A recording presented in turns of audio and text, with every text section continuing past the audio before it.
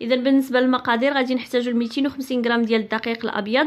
انا تعمدت هنا انني نخدم معكم بكميه قليله باش الكل يزعم ويجرب هاد الشباكيه. عندي ربع كاس من زيت الزيتون، ممكن تعوضوها بزيت نباتيه، وربع كاس كذلك من الزبده المذابه. عندي كذلك ربع كاس من ماء الزهر، انا ما كانش متوفر عندي ماء زهر فخديت ربع كاس من الماء وضعت فيه ساشي بنكهه الزهر. كذلك عندي هنا 50 غرام من السمسم او الزنجلان. بالنسبه لهنايا الزنجلان غنوريكم طريقه كيفاش طحنوه جيدا. واللي بغى يضيف اللوز ممكن يدير 25 غرام ديال الزنجلان و25 غرام ديال اللوز. عندي كذلك ملعقه صغيره من الخل وملعقه صغيره مملوءه جيدا من النفع او حبه حلاوه اللي هو اليانسون، او ممكن تخلطوهم بجوج.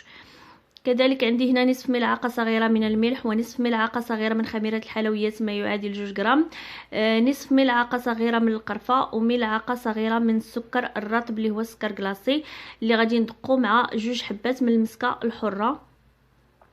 غادي نستعمل كذلك نصف ضامة ديال البنه ديال الزعفران الحر، ممكن تعوضوها بالزعفران الحر يعني الزعفران شعره، او ممكن تستعملوا فقط الملون، تيبقى هذا الاختيار ديالكم. انا فقط غنستعمل ديك نصف ضامه من الزعفران الحر. هنا غادي نحتاجو كذلك الماء يكون ساخن، مهم من بعد غادي نشوفوا شحال غادي ندخلو ديال الماء. كما كتشاهدوا الطريقه اللي خصكم تستعملوا باش تحصلوا على واحد الشباكيه اللي كيجي الكل متجانس فيها، هي انكم تاخذوا الزنجلان، غادي نضيفوا ليه واحد الملعقه ديال زيت الزيتون من داك الكاس، من ربع كاس ديال الزيت غادي نضيفوا ملعقه ديال الزيت، وغادي نطحنوا جيدا تنحصلوا على واحد العجينه ديال الزنجلان. صافي غادي نوضع الكل في واحد الانيه، وغادي نبدا كنضيف السوائل، الزبده والزيت وكذلك ماء الزهر. بالنسبه للناس اللي كيبغيو هكا الشباكيه تجيهم هشيشه بزاف بزاف، ممكن ينقصوا شويه من ماء الزهر ويضيفوا بلاصتو واحد ملعقه ديال الحليب. هنا كما كتشوفوا وضعت الخميره والقرفه وكذلك الملح وغربلت الكل، وغادي نضيف كذلك النافع او اليانسون كما قلت لكم، ممكن تخلطوهم بجوج ملعقه صغيره من النافع او اليانسون. كذلك نغربلوهم، ضروري تغربلوا هاد المكونات كلهم، مهم جدا انكم تغربلوهم. ودابا غادي ندق ديك المسكه الحره بهذيك ملعقه صغيره من سكر كلاصي وغادي نغربلها حتى هي. اذا هنا من بعد ما غربلت المسكه الحره وكذلك سكر كلاصي، ضفت ملعقه صغيره من الخل، مزجت هذوك المكونات السائله مع بعضياتهم وبديت كنضيف الدقيق. صافي وغادي نجمع الخليط جيدا حتى تنحصل على واحد العجين كيكون مرمل. ضروري نخدموا هاد العجينه جيدا باليدين ديالنا حتى تنحصلوا على واحد العجينه مرمله. اللي كان عنده الوقت يخليها يوضعها هكا في شي سوبيره ويوضعها في الثلاجه مده ساعتين حتى الليله كامله ماشي مشكل. بهذه الطريقه كنحصلوا على واحد النكهه ديال الشباكيه كيكون المذاق ديالها زوين بزاف. انا ما كانش عندي الوقت فخدمتها مباشره. ضفت تقريبا 10 المعالق مملوئين جيدا من الماء الساخن. ضروري نخدموا هذا العجين بالماء يكون سخون. هاد الطريقه هذه كتسهل علينا العمليه ديال العجن وما كنحتاجوش ندلكو العجين بزاف نهائيا. فغتشوفوا ان العجينه ما احتاجيتش انني ندلكها نهائيا. صافي هذه هي العجينه من بعد ما جمعتها. ما تسحوش العجينه بزاف وكذلك ما تجريوهاش بزاف. الا قصحتوا العجينه غتحصلوا على واحد الشباكيه اللي دغيا كتهرس، يعني كتجي هشيشه بزاف فوق القياس وكتهرس. والا عاوتاني جريتوا العجين غتحصلوا على واحد الشباكيه اللي غادي تكون قاصحه. بالنسبه لهاد المرحله اللي بغات تخلي حتى الغد او تبيتها عاد تخدم العجين او تخليها ترتاح ماشي مشكل، بالعكس كل ما ارتاحت الشباكيه وكل ما كتعطينا الطوح وكل ما كيجي المذاق ديالها زوين وكينسجموا دوك العناصر. بالاحسن انكم تخليوها ترتاح ليله كامله او مده ساعتين على الاقل. انا فقط لانني مزروبه خدمتها معكم مباشره. صافي كما كتشاهدوا في الصوره انا شكلت منها 3 ديال الكرات. غادي نطلقهم هكا بالمدلك شويه وغادي نشكلهم على شكل العجين المورق هكا ونلفها ونحطها جانبا.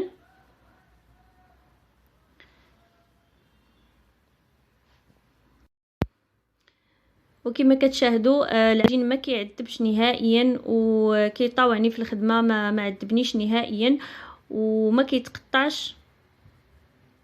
فقط تبعوا الطريقه اللي درت معكم، يعني جمعوا السوائل هما الاولين، عاد ضيفوا ليهم الدقيق، وكذلك جمعوا العجين بالماء يكون ساخن. بهذه الطريقه راه غتحصلوا على واحد العجين اللي ما غيعذبكمش نهائيا. انا حتى انني ما غاديش نطلقوا هكا في الماكينه ديال الشباكيه، غادي نطلقوا فقط بالمدلك لانه ما عنديش كميه كبيره، وثانيا العجين راهو سهل في الخدمه. صافي طلقت العجين كما كتشاهدوا، خص العجين يكون رقيق، كنحيد ليه دوك الاطراف ديالو.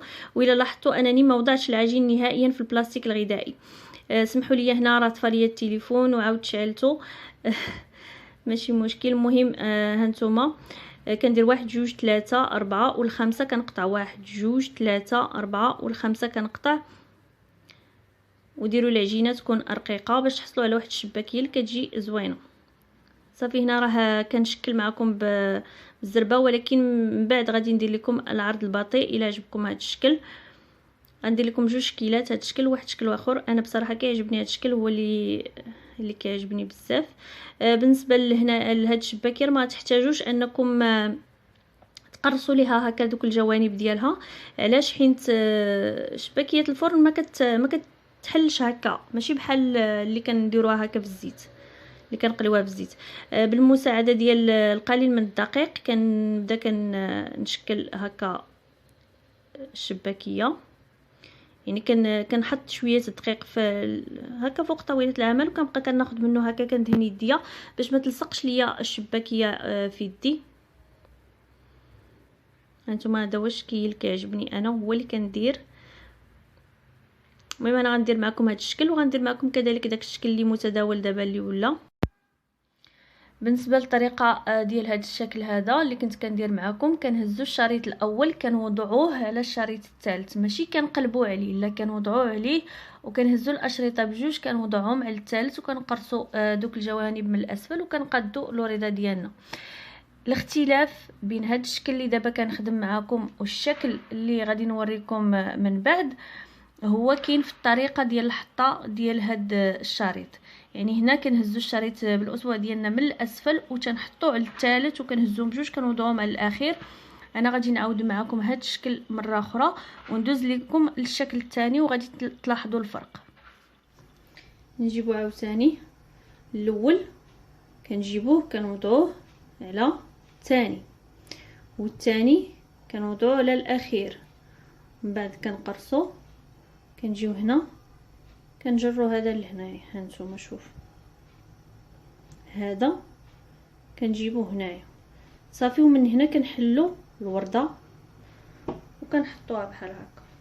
هذا هو الشكل ديالها. بغيتو تجمعوا القنات كتجمعوهم، انا كيعجبوني بحال هكا. صافي غنخليهم بحال هكا. صافي دابا غادي نخدم معكم الشكل الثاني. لاحظوا الفرق فين كاين. كنهزوا الشريط الاول كنتنيوه على الشريط الثالث وكنهزوا الاشرطه بجوج كنوضعوهم على الشريط الخامس اللي هو الاخير. كنقرصوا دوك الاطراف اللي تيتكونوا لينا هكا من الاسفل صافي، وتنحلوا الشباكيه كما كتشوفوا كنقادوا ليها الجوانب. يعني الاختلاف فين كاين في الطريقه ديال الوضع ديال الاشرطه. رجعوا شوفوا المقطع الاول وعاودوا رجعوا شوفوا هذا باش تلاحظوا الاختلاف فين كاين. راه كاين في الطريقه ديال الوضع ديال الاشرطه على بعضياتهم. انا غادي نعاود معكم. كناخذوا الشريط الاول كنوضعوه، يعني كنتنيوه على الشريط الثالث وكنهزوا هذوك الاشرطه بجوج وكنوضعوهم على الاخير. كنقرصوا دوك الاطراف اللي تكونوا لينا هكا من الاسفل صافي، وتنهزوا هذا الشريط كنقادوه هكا من الجانب يجي دائري صافي، ما نتنيوهش كنحطوه بحال هكا مقاد. هذا هو الشكل ديال الشباكيه. اذا هنا انتهيت من تحضير الكميه كلها اللي عندي ديال العجين. بالنسبه لطريقه التشباك ان شاء الله من بعد غادي نشارك معكم جميع الطرق ديال التشباك، سواء هاد جوج تاع الشكيلات ولا اشكال اخرى. من بعد ان شاء الله نحط لكم طريقه التشباك. بالنسبه للعجين غادي نخليوه اما ساعه ولا ساعتين هكا تينشف، او ليله كامله ماشي مشكل، لان ما استعملناش فيه الخميره المعجونه، فماشي مشكل واخا يبات. المهم من بعد غادي ناخذوا العجين ملي كينشف ليا كندهنوا بالقليل من الزيت، وممكن تدهنوا حتى بالزبده، وممكن تخليوه بحال هكا فقط هي باش يعطينا تجي شباكيه هكا شويه مذهبه. بالنسبه لواحد الملاحظه بالنسبه للشباكيه، ندخلوها الفرن يكون ساخن من قبل، يعني نسخنوا الفرن مزيان من قبل، ومني كنبغيو ندخلوا الشباكيه كنقصوا الفرن لاقصى درجه بحال الطريقه باش كنطيبوا الكيك، ونوضعوها في الرف اللي كيكون في الوسط، ما نقربوهاش نهائيا من النار. هانتوما الشباكيه ديالي راها طابت، لاحظوا انا ما كنشعش عليها نهائيا من الفوق، فقط تاخذ لي داك اللون الذهبي صافي وكنخرجها. ما تخليوش الشباكيه طيب بزاف، الا خليتوها فات الوقت راه غادي تقصح ليكم. نطيبوها بحال شكل كما كنطيبوا الصابلي، ما كتاخذش تقريبا واحد 10 دقائق، لو ماكسيموم 15 دقيقه الا كان عندك شي فرن هكا ثقيل. صافي كنخرجها مباشره وهي سخونه، كنوضعها في العسل. بالنسبه للعسل كيكون دافئ، ما يكونش بارد باش ما يهرش لينا الشباكيه، وما يكونش كذلك عاوتاني سخون بزاف، يعني يكون دافي متوسط الحراره. بالنسبه لطريقه تحضير العسل غادي نخلي لكم الرابط ديالها في صندوق الوصف، كذلك في هذه النقطه البيضاء اللي غتظهر في الشاشه وفي اخر الفيديو. وهذا هو الشكل النهائي ديال الشباكيه ديالنا من بعد ما سقطرتها من العسل وزينت لها الوجه ديالها بالسمسم او الزنجلان. بالنسبه لهاد الشباكيه ديال الفرن من الاحسن انكم تخليوها اطول مده ممكنه في العسل، لان خليتها تقريبا نصف ساعه. بالنسبه لطريقه الاحتفاظ بها كناخذوا واحد العلبه اللي محكمه الاغلاق، كندهنوها بالقليل من ماء الزهر، ومن بعد كنستفوا فيها الشباكيه ديالنا وكندخلوها اما المجمد ولا الثلاجه اللي بغيتو على حسب الكميه اللي درتو. كذلك واحد الملاحظه بالنسبه لهذيك العلبه اللي غتوضعوا في الثلاجه، من الاحسن انكم تشدوها وتقلبوا ليها الوجه ديالها للاسفل، بهذه الطريقه كتضمنوا انه العسل كيهبط على الشباكيه. كنتمنى فعلا انه هاد الوصفه ديال الشباكيه تجربوها، لانه فعلا كتجي رائعه جدا. كنتمنى لكم فرجه ممتعه، وملتقانا في فيديو قادم ان شاء الله.